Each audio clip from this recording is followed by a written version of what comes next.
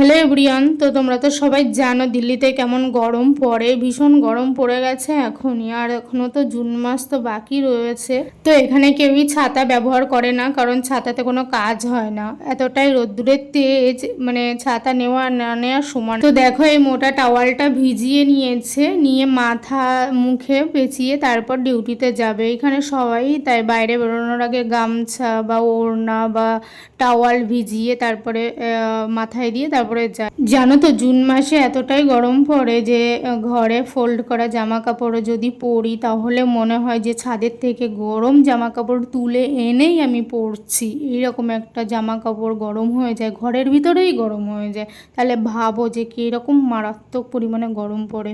সারাদিন ঘরবন্দি থেকে থেকে বাবুকে নিয়ে যে বিকালে একটু পার্কের দিকে যাব, কিন্তু সেটাও যেতে ইচ্ছা করে না, কারণ বিকালে যে হাওয়াটা হয় সেই হাওয়াটাও গরম হাওয়া, মানে ভীষণ চাপের হয়ে যায় ছোটো বাচ্চাকে নিয়ে থাকাটা।